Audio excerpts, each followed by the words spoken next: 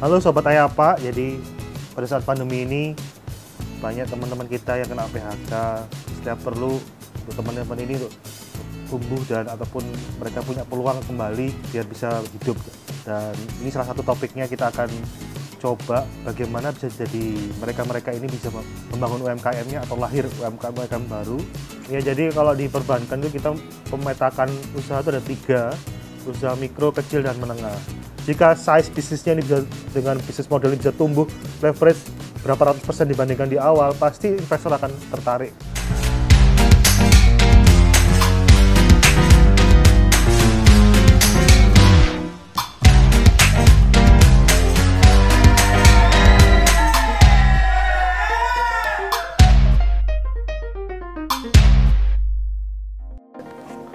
Halo Sobat Ayapa, jadi pada saat pandemi ini banyak teman-teman kita yang kena PHK. Setiap perlu untuk teman-teman ini untuk tumbuh dan ataupun mereka punya peluang kembali biar bisa hidup. Dan ini salah satu topiknya kita akan coba bagaimana bisa jadi mereka-mereka ini bisa membangun UMKM-nya atau lahir UMKM baru. Ada 3 hal utama yang kita bahas nanti.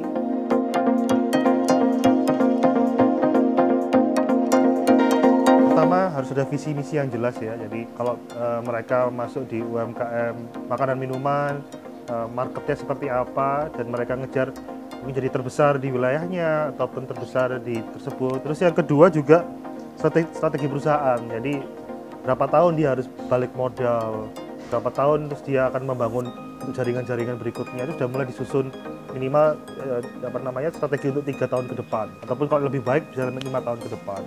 Jadi mereka sudah punya persiapan itu, mungkin dari tes market, melakukan riset dulu sebelum melakukan itu. Dan yang ketiga, yang pasti yang paling penting ya perencanaan keuangan ya. Kemampuan dari mereka tuh permodalannya seperti apa, ataupun nanti kalau mereka sudah mulai tumbuh, bagaimana mereka mencari investor ataupun rekan untuk melakukan investasi di tempat mereka. Dan yang nggak kalah pentingnya produknya sendiri. Produknya otomatis harus distinktif ya, ataupun berbeda dengan produk yang lain, atau ada nilai yang lebih dibandingkan produk lain. Jadi itu yang, karena kalau istilahnya teman-teman ini baru, otomatis harus punya nilai lebih dibandingkan yang sudah ada di saat ini. Itu gambaran mungkin strategi awal yang harus dilakukan. Ada 4 hal yang harus dilakukan di awal.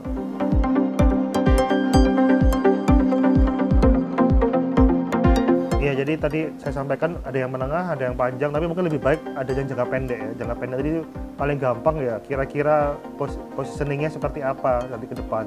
Jadi 1 tahun, 2 tahun ke depan nih, contoh kalau teman-teman ini usahanya di bidang jasa, mungkin sebagai pemberi jasa layanan dengan kriteria seperti ini, ataupun sebagai makanan minuman mungkin yang lagi hits mungkin seperti kopi atau apa tuh, posisinya produknya ini ataupun posisi dari visi misinya sebagai pemimpin pasar di Surabaya ataupun di satu kecamatan. Baru yang kedua, step yang kedua di 3 tahun itu berkorelasi dengan keuangan. Jadi visi misinya ini harus jelas, selain leading market, otomatis juga secara keuangannya mereka bisa balik modal, returnnya juga cukup tinggi dan bisa menarik investor untuk ke depan.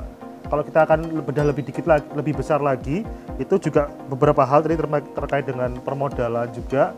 Kalau rekan-rekan ini sudah cukup, jangka menengah sudah cukup baik secara bisnis, jadi bisa mencari investor. Cari investor dengan model-model sekarang kan sebagai sosial media ataupun dengan komunitas. Karena di UKM sendiri ada komunitas sesuai dengan produk-produknya masing-masing.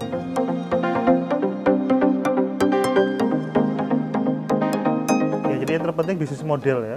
Bisnis model tadi saya sampaikan, dari investor akan lihat 5 tahun ke depan produk ini bisa meningkatkan volume bisnisnya seperti apa. Sebagai perbandingan, mungkin beberapa perusahaan-perusahaan yang kecil awalnya jadi tumbuh itu adalah perusahaan aplikasi ya, yang sekarang sudah happening di beberapa perusahaan. Kalaupun teman-teman juga nanti masuk ke perusahaan yang skalanya mungkin lebih kecil kayak produk minuman, yang lain-lain, yang pasti produk ini punya ciri khas. Contoh untuk kopi, ada kopi jenis Robusta ataupun apa yang di market belum ada.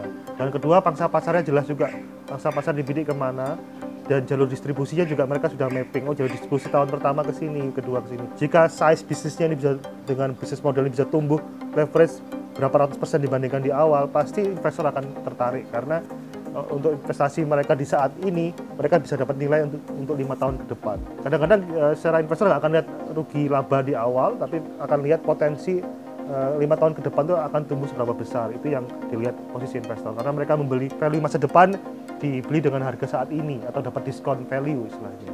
Adapun juga pola investasi yang disupport juga selain dari investor juga ada pembiayaan kredit. Jadi ada dua jenis ya. Jadi selain dari investor, kalau pembiayaan kredit ini juga harus dilihat dari laba rugi atau keuntungan juga. Tapi juga repayment-nya, jadi kemampuan mereka menghasilkan tiap bulan ini juga dilihat. Walaupun mereka saat ini mungkin keuntungannya masih kecil, tapi repayment atau kemampuan bayar ataupun hasil yang didapatkan tiap bulan naik terus. Trennya naik dari bulan pertama mungkin 1 juta, bulan kedua 2 juta. Ini juga dilihat bank sebagai potensi untuk pembiayaan ataupun kredit.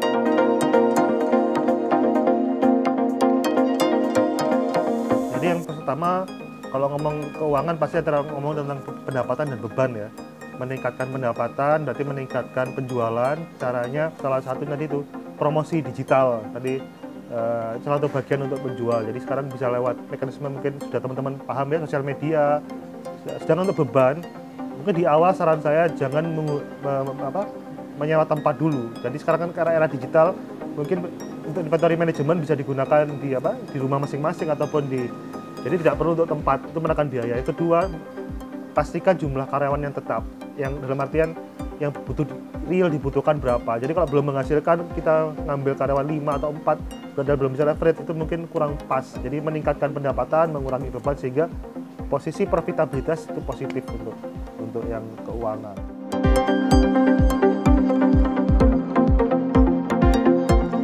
Yang umumnya itu ada 5C ya.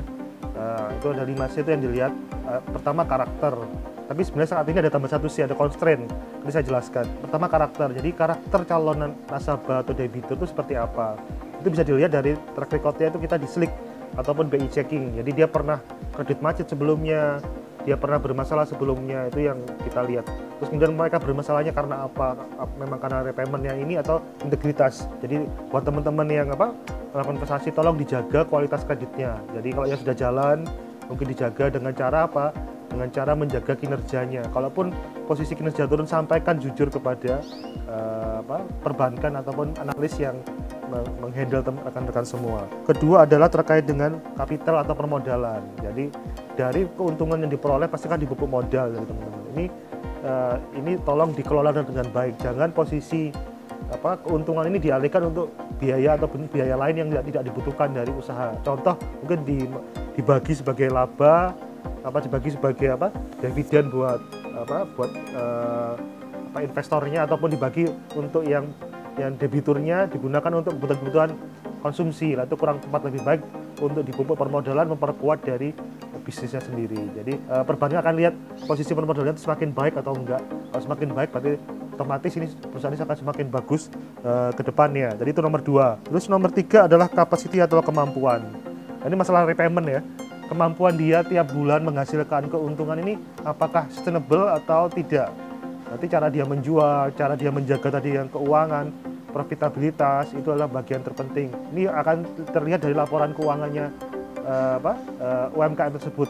Laporan keuangannya seperti apa, trennya dari awal dia mungkin setahun 2 tahun berdiri sampai dengan saat ini. Terus yang poin keempat itu adalah terkait dengan kolateral, jaminan. Jadi jaminan ini kira-kira mereka membelikan aset untuk usaha lain-lain ataupun alat yang digunakan untuk usaha ini bisa digantikan sebagai jaminan dari perusahaan. Semakin besar jaminan, berarti resiko mitigasinya semakin baik. Jadi teman-teman investasi tolong, ataupun teman-teman debitur yang mengajukan kredit itu harus mengelola keuangannya dengan baik. Jangan digunakan untuk kebutuhan konsumsi sendiri, tapi digunakan untuk pengembangan usahanya, baik secara permodalan maupun untuk membeli jaminan yang memperkuat dari bisnis tersebut. Terus kemudian yang nggak kalah penting, condition atau kondisi adalah kondisi saat ini seperti apa. Jadi kondisi bisnis baik eksternalnya atau kondisi internalnya. Contoh produk ini adalah produk-produk kesehatan. Jadi saat ini kondisinya akan tumbuh kan, berarti itu peluang untuk dibiayai, dan kondisi perusahaan sendiri secara kinerja juga baik. Dan yang terakhir nggak kalah penting adalah poin ke-6 adalah constraint. Jangan melakukan usaha-usaha yang dilarang pemerintah. Kalau di sini kita ngomong yang paling gampang ya adalah usaha-usaha yang terkait obat-obatan terlarang ataupun senjata atau beberapa usaha itu pasti akan nggak bisa dibiayai karena secara pendapatan akan terganggu ke depan karena itu dilarang oleh pemerintah. Jadi 6 hal itu yang dilihat perbankan. Kalau teman-teman 6 hal dikira sudah cukup bagus, itu kesempatan untuk mengajukan di bank. Dan saat ini kondisi suku bunganya perbankan juga cukup menarik. Di kami kebetulan saya di Bank Jatim tuh suku bunga KUR hanya 6%. Jadi kalau teman-teman mau mengajukan itu pakai aplikasi sudah bisa langsung jalan, hitungan jam sudah cair.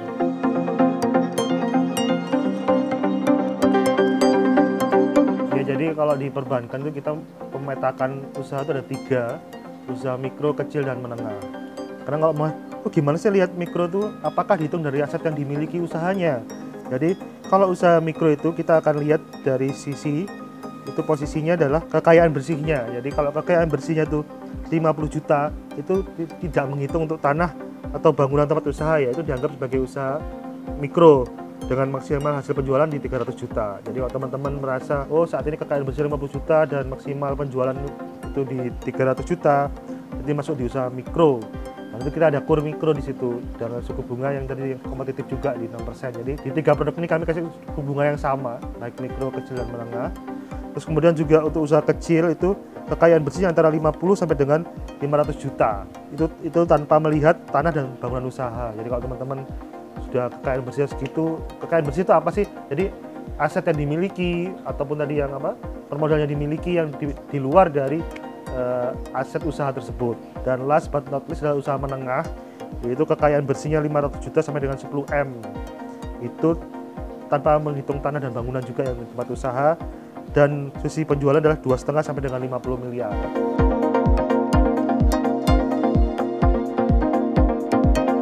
Saya sebagai sudut pandang perbankan ya, kami kan berdasarkan data. Itu kalau di data kami, itu sektor pertanian dan kesehatan adalah sektor yang dampaknya sangat kecil kena pandemi ataupun potensinya sangat besar.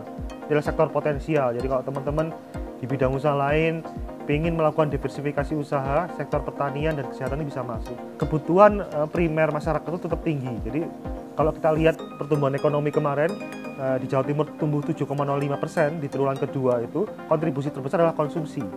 Konsumsi terbesar adalah konsumsi primer dan konsumsi kesehatan. Jadi ini yang teman-teman kalau punya ingin diversifikasi usaha, mungkin usahanya saat ini berat, itu yang bisa dilakukan. Ataupun jika usahanya saat ini memang mau difokuskan tetap di sana, fungsi digitalisasi yang diperkuat. Jadi ada 2 hal posisi penjualan ini, bisa pola sharing ekonomi. Jadi sharing ekonomi dengan komunitas UKM-nya. Contoh rekan mungkin di bidang jasa jasa fotografi bisa kerjasama dengan jasa wedding atau jasa itu sharing ekonominya, mereka akan menggunakan tim dari komunitas itu saja yang berputar sehingga saling membantu, saling mensupport. Itu istilah sharing ekonomi. Ataupun di posisi yang lain memfokuskan peningkatan kualitas produknya ataupun peningkatan promosinya melalui digital. Jadi tadi yang mekanisme lewat sosial media atau kemudian sharing digital ekonomik. Jadi dengan komunitas tadi punya brand bersama sehingga kemampuan daya belinya itu timbul di antara komunitas ini, dan untuk customernya bisa customer bersama sehingga size-nya lebih besar. Jadi itu caranya baik secara promosi maupun secara produk untuk yang jika teman-teman meningkatkan dari kualitas atau UKM yang dari teman-teman yang sudah ada. Jadi 2 hal, bisa melakukan diversifikasi ke sektor potensial ataupun melakukan peningkatan baik secara produk maupun promosinya melalui pola sharing ekonomi. Ini yang jadi salah satu mekanisme yang mungkin bisa dikembangkan buat teman-teman tips di era pandemi, karena sekarang tren digitalisasi itu size-nya tumbuh 20% dibandingkan sebelum pandemi. Jadi selain kita ngomong dampak pandemi, dampak potensial juga ada untuk ditingkatkan di teman-teman UKM. Itu sedikit tips terkait dengan di masa pandemi.